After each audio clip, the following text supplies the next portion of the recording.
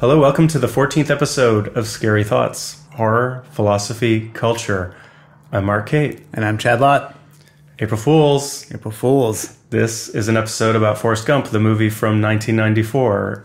Why are we doing this, Chad? Well, this is my favorite movie. And it has come up several times in the last, in a few episodes, we just kind of like jokingly refer to it. And off mic, even. It comes up a lot between the two of us. I mean, I don't know if this is my favorite movie, but it's a movie that when I saw it... But it sure pisses me off when you say that. Which is probably the main reason why I say it's my favorite movie. But this is a movie that I really liked quite a lot and have a lot of fond memories for because I saw it with my mom. And, you know, my mom is sort of a train wrecky blonde crazy party woman. And, you know, I saw a lot of the character Janie in her a little bit. And I am a lifelong fan of Tom Hanks. So probably my taste, or not quite what a lot of our listeners' tastes are on this particular enterprise. Or mine. Or yours. Our listeners can't hear me shaking my head and hearing everything you're saying. Well, you really took one for the team on this one. I just simply rewatched an old favorite. Well, but I mean, it makes sense to me because, well, I mean, also, this may be your, quote, favorite movie, but this is also, quote, my least favorite movie, but I'd never seen it. Like, I was just like, yeah, it's the worst movie ever made, and I'm never sitting through that nonsense. But here we are. Yeah, I also think this movie has kind of a funny little significance, a little bit of intertextuality, because in This Is the End, which is the horror movie that James Franco and all those guys made where they played themselves, there's a funny scene with Craig Robertson where they're accusing one character of being a hipster. And he says, no, I'm not a hipster. And they're like, well, I bet you hate things that are universally loved. And he's like, no. Like kind of, you know, I'm not a hipster. That's not the thing. And they're like, what do you think about Forrest Gump? And Forrest Gump is like the metric of whether or not he's a hipster. And he goes, oh, it's a horrible piece of shit. And then that's kind of an issue for these characters. And so I think Forrest Gump does have, because of... You're calling me a hipster, aren't you? No. It depends on if you liked the movie or not. But I think the other idea of like just hating on something simply because of its popularity is very present in the world that we sort of live in, which is, you know, the high-minded critic world, you know. Sure.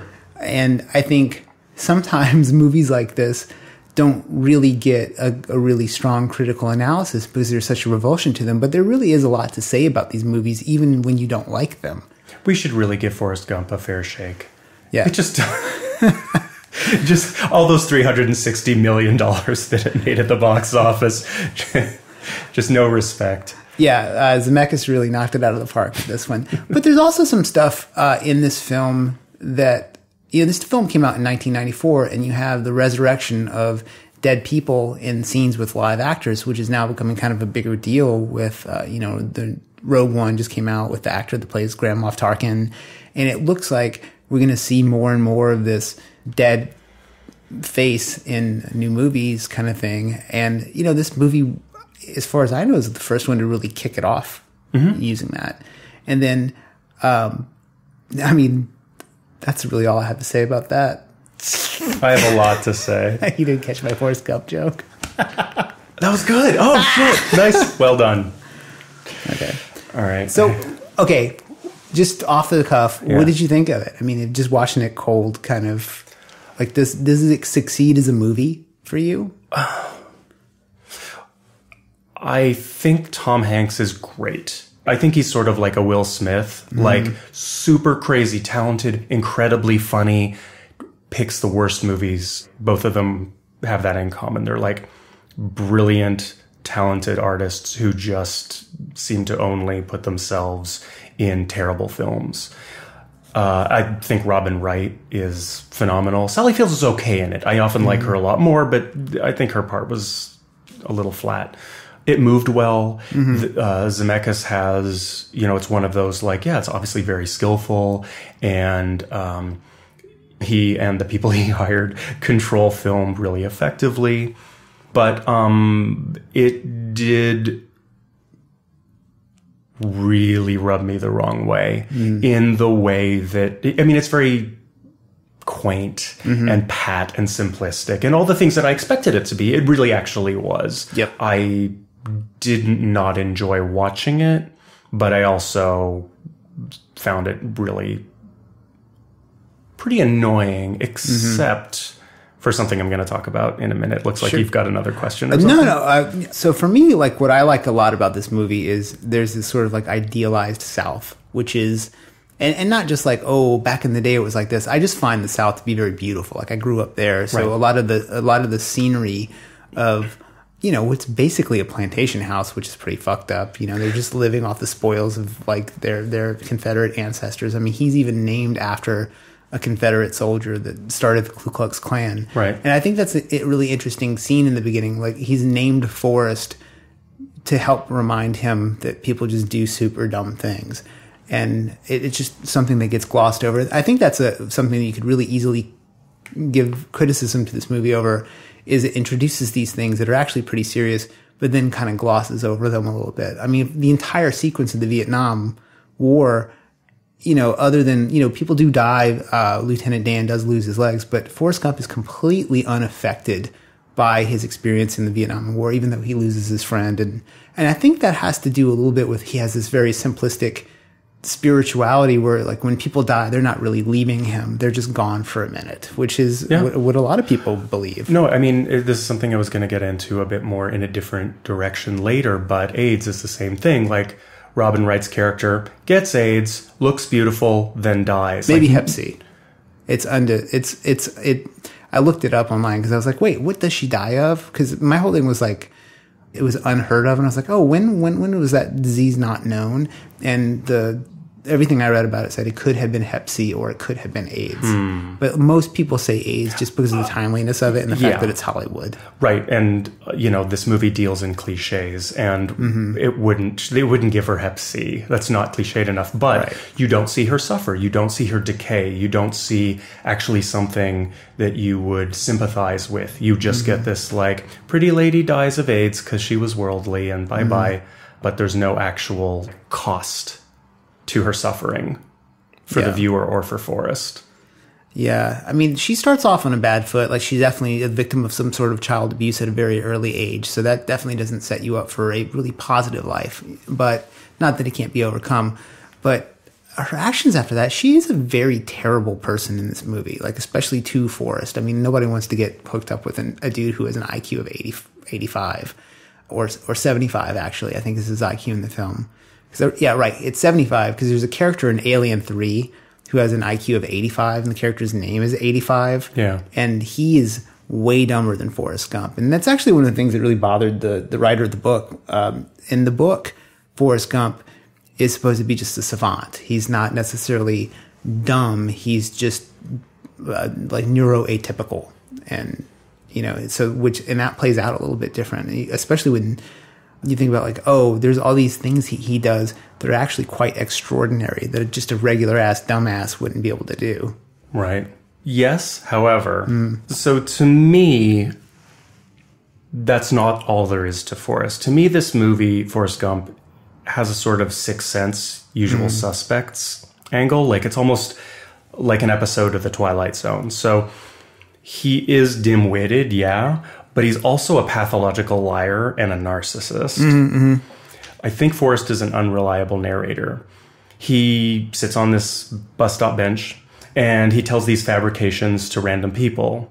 And I think they're as a coping mechanism for how difficult his life has been. He's created this, like, world for himself and anyone that will listen, wherein he inspired Elvis's dance moves. He was introduced to a stage by Abbie Hoffman. He met all the presidents. He's a war hero. And via ping pong, he claims he was one of the first Americans to visit the land of China. And he started a seafood empire. And he inspired the Have a Nice Day happy face. And he had sex with Robin Wright. And then, like we were talking about earlier, she rejects him. So in his head, she just dies of AIDS. Like, his fantasy of her is that she dies. We don't even watch her suffering. That's too complicated and would inspire sympathy.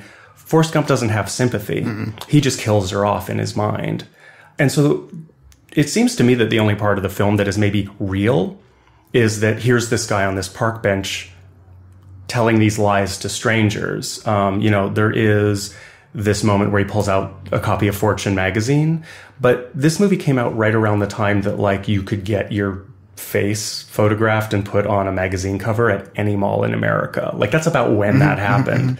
And so I think that lines up. But right after that, he like turns out like, oh, he's only a couple blocks away, and he goes running again. And I think that's him escaping back into his mind again. And he goes into his fantasies to go raise this son. And I think it's actually kind of sad. It's the story of this lonely, simple man who has created this epic life for himself in his head.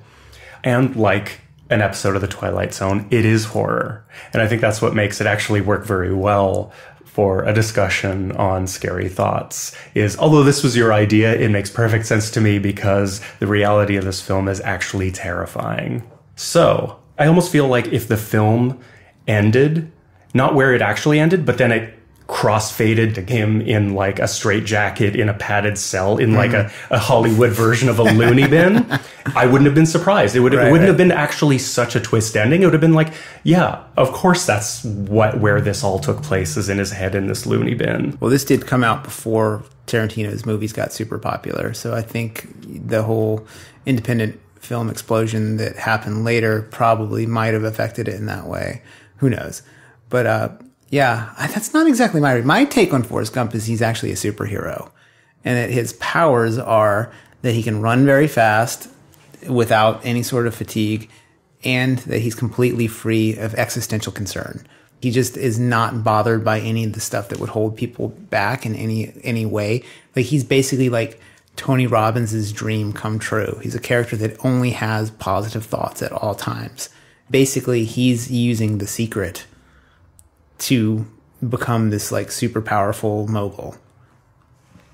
I can see that, but I also don't trust people like that. So, like in my personal life or in the media. I mean, actually this is something that you and I were like texting about obliquely earlier today and maybe yesterday, that, I think most of the smartest people I know are the most miserable. It's like the more consciousness you have to recognize the way in which the world is complicated, the more you end up having to juggle that shit. And I think that affects your social reality, the political reality of this country that we're facing right now. It's all sort of wrapped up in degrees of intelligence and a willingness to confront the complicated nature of the world. And I think that Forrest Gump is about this person who doesn't have to cope with the world because ignorance really is bliss. I mean, pardon the cliche, but I think it's sort of exactly what that is. Yeah, I mean, you can see like a character who is full of a lot of angst and anger is Lieutenant Dan. He's a character who in some ways believes that he is fated to die in Vietnam, and that's what he thinks his lot in life is.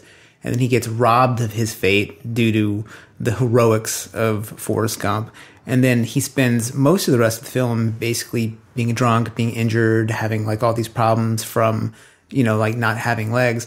But he goes through like an almost like Gumpian metamorphosis where there's the moment where the shrimp boat is out in the ocean and the storm happens and he's up on top of the ship, like basically daring God to kill him, and it doesn't happen. And he has some sort of weird enlightenment moment. And then from that point on, everything changes and things become more profitable for both of them. Like, he basically goes from being completely living on the dole with the government, having no sort of direction in life, to all of a sudden he has a purpose. He's running this successful company, and then it's his investments that allow them to become multimillionaires. And so it's like basically he rejects this sort of cynicism and embraces Forrest Gump's boundless and unwarranted optimism and turns his life around, which I think, I don't know. I mean, there's this other tension in the film between, like, symbolized by the feather floating around. It's like, is life directed and random, or do you have choice in it? And I think one of the things that this film does that's not so great is it upholds this idea of like failing upwards, like this American myth of like, oh, it's just all going to work out. And the reality is it doesn't just all work out. You have to act on things to make it work out. And there's not really any characters in this film, maybe other than Lieutenant Dan, who like act on anything. Lieutenant Dan makes a promise to Forrest Gump to come serve under him if he's ever a shrimp boat captain, and he takes duty and word very seriously. And so, and I think he's the most interesting character in the film. Yeah. I think on the feather, there are sort of two things. There is this sort of Zemeckis thing. I mean, it happened in Gremlins as well. I think you characterized it as possibly ironic or something like that. But I am not on board with especially in the 80s, Hollywood characterization of Anytown, USA as being this perfect, quaint little place. It's like small towns are just as fucked up as any place. Well, there's worse. But, this mythology, like the South is amazing. Small towns are wonderful. But this Hollywoodization of like, it's perfect. And they're these, beautiful little bubbles, I think are absurdly manipulative and not in a positive way. But then, so the opening shot of this feather floating around that comes back at the end, it's just because I don't think there's anything very strong to say about the first full circle of this movie. But I think it lures us into the feeling that what we're seeing is like the breeze, that Forrest Gump is just part of this, natural current of things. But what he goes through is not the natural current. It's a highly constructed reality. It's a set of rules and morality. It even frames common sense as being natural. But these scenarios in which Forrest uses common sense are fictionalized circumstances. And so he says things like, stupid is as stupid does. And it's one of those aphorisms that seems like the truth, but it's just like any bumper sticker or any daily affirmation. It doesn't mean anything in itself. It only means something in context. And the context in this example is, yes, falling up, exactly. I mean, I will admit he does have a good moral code, core. But when the Klan thing is introduced, he's like, it don't make no sense. Like, yeah, that's fucking quaint. Or like life is like a box of chocolates. You never know what you're going to get. That doesn't mean anything. It feels like it means something. Okay. But so does any bumper sticker. Well, let me walk something out that's probably going to be super controversial. I think Forrest Gump represents kind of this like proto-intersectionality too. Like he is a disadvantaged, not financially, but a disadvantaged like man, like a person who's neuroatypical. And throughout the film, he's constantly on the side of, I mean, not in a corny way, but social justice. Like he goes and picks up the little girl's book and hands it to her not little girl, but the girl's book and hands it to her at college. He has zero issue with his best friend being black, and there's even a funny scene where Lieutenant Dan goes, "What are you guys, brothers?" And they look at each other like, not because they're just like, "Oh, we're of no relation, sir." Like obviously like they could be brothers. And it's funny because there was just a story in the news about these two little boys, and one of them, like the little white kid, wanted to shave his head so he could play a trick on his teacher so she couldn't tell him and his like black best friend apart. And there's like that just happened. Oh, it just happened like 2 weeks ago. Adorable. And it's super adorable, right? So, why do we think that's adorable? And then in Forrest Gump, it's like cheesy, because it's kind of the same thing. And then all throughout the film, it's like there is the South, and it is idealized in certain ways, but there is a lot. The film is really, I don't want to say smart about race, but it's very aware of it. There's all these moments where Forrest Gump's moral compass guides us in the right direction, and we're shown that, like, he is on the right side of all this at all times, and it's because he has a good heart and doesn't have any sort of preconceived idea of how a person should be. I mean, I don't know. That's interesting. I don't know that would be played out the same way now, Right. Certainly. I think one other thing that this film does is, something I tend to harp on about films is whether or not there's some sort of excuse that we can sort of put on it. And I find that films that feel like parables tend to give them a little bit of license to be simplistic and spin some sort of elaborate yarn that don't make no damn sense either. And I feel like Forrest Gump is one of those. I mean, films that are like quaint tend to do that, right? It's like, it's this parable about living simply or something like that. And it's like, well, what are we not thinking about? What are we not talking about by making it a parable? If we make it a parable, we don't have to confront the question of like, if we take this film literally, not as a parable. Okay, so it's this story about this guy who met every president and he was the best ping-pong player in the world and he did this and he did this and he did this and he did this. Really? Like that is a story we're going with that, right? No, the only way we can excuse such a fucking preposterous story is by going like, well, it's parable. It's about the meaning and the ideas.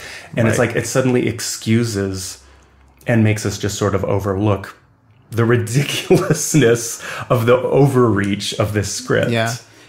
Okay. So a similar film. I mean, this is shooting fish in a barrel. I know I'm not like crushing some reality. Would you be as willing to drop the same critique? Probably not. I don't know where you're going with this.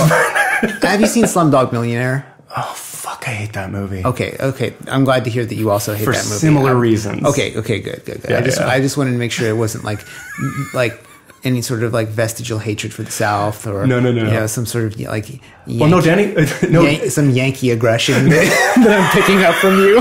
I'm Canadian. I don't have any of that. The ultimate Yankee. Oh, I see. Yeah. Oh, totally. Danny Boyle's part of my like amazing horror films by directors who went on to make absolute fucking garbage. 28 Days Later is genius. Slumdog Millionaire is an insult to filmmaking. There's a lot of filmmakers who started with genius horror films. Yeah. On rewatching this movie, I remembered this movie being a lot more kind of one-sided in its politics.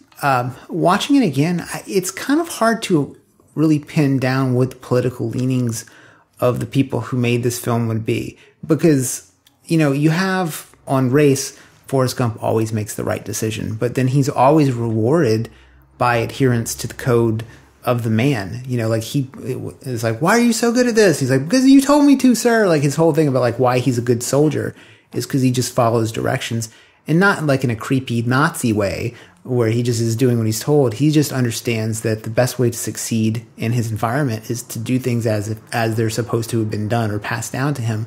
But then later on, you have like the ultimate symbol of the left, like a Berkeley SDS chapter head who's abusing Jenny. And then in my favorite scene in the entire movie, Forrest Gump just beats the fuck out of him in the middle of a Black Panther party and says, "I'm sorry." What do you say? I'm sorry. He's like, "I'm sorry. I'm sorry. I ruined your Black Panther party or something." Yeah. And that's pretty funny. And right up to that moment before the fight breaks out, he's like listening to this Black Panther guy give this whole rap about like what the party is for and what's going on, and it's this kind of odd moment because people think that he is one of the soldiers against Vietnam because he kind of stumbles into this line of soldiers. And it's kind of interesting because he's the sharpest looking one. They move him to the front of the line. So he's actually rewarded by having his uniform in order, whereas all these other Vietnam vets are in like various state of like disrepair. Born on the 4th of July. Yeah, they're totally born on the 4th of July cosplay going on.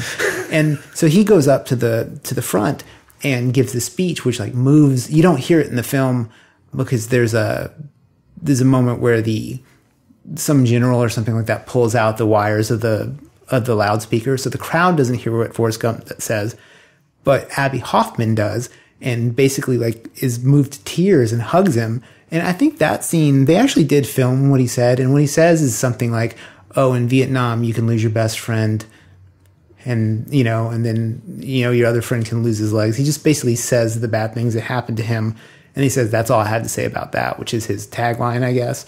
And I think it's really a neat moment in the film because you're left to imagine what he said that moved all these people. And then you have this very cinematic moment that you can almost imagine on the cover of like Life magazine of a Vietnam soldier holding a hippie and giving her a hug in the middle of the Washington Monument. So. Right. But yeah, I don't know, like where the politics lay. Well, I mean, yeah, it's definitely very complicated, but the political terrain of a movie has changed so much since this movie came out that what it meant then is actually quite different from what it means now. I mean, Bill Maher self-identified as libertarian back then, like to give you an idea of how far it's gone. Totally. I think Dennis Miller was still on the left back then. So much has changed. But I do sort of think that this movie is to George W. Bush what President Palmer from 24 was to Barack Obama. I didn't see 24, but I would probably. I'll just let that die in the wind then. I do have one concern though, and that is that every minute we continue to talk about this movie is another minute that we continue to talk about this movie. Yeah, I mean that's fair. I don't really have a whole lot else to say about it. Yeah, I mean, one of my notes, I don't even know what this means, is like Lieutenant Dan has Kirk Hammett's haircut when they meet for the first time after the war. I don't know why I thought that. Glad you brought that up, Jack. I don't know why that was an important thing to note here. There's some YouTuber that was speaking about how this movie has recently had some retroactive criticism applied to it. And there was a woman from the LA Times who wrote an article, and she basically refers to like Forrest Gump stalking Ginny through the decades with Jason Voorhees like intensity. Oh, that's really good. It's super, super funny. But at the same time, it's like she's been like bailed out by him several times too. Mm-hmm. So I don't know. I mean, maybe they were meant for each other. Like that's what being a soulmate's all about. You never know what you're gonna get. Yeah. Life is, as it turns out, like a box of chocolates. Well, I don't really have a lot more to say about this masterpiece. As always, I think it speaks for itself. I have so many better things to do than talk about this movie. No, you know what? I'm actually glad you forced this movie on me, because now I can say it's the worst movie ever made, and I have seen it. What is not the worst movie ever made? Now I just need to see Schindler's List and cross that off my list of the worst movie ever made that I've never seen. Well, that movie is also a feel-good time. Totally. I should cut that out. Yeah.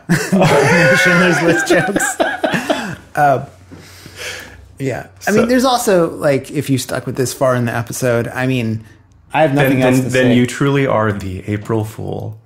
I thought I had more to say about this movie, but I guess I don't, which is an indictment of this movie. But it's still one of my favorite movies ever. And I don't give a shit. Thanks for listening. See you next time. Later. Bye.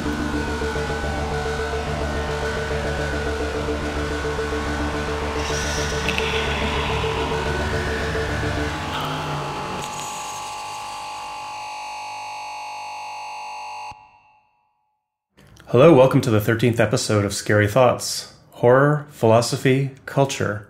I'm Mark Kate. This is the 14th episode. What did I say? 13th.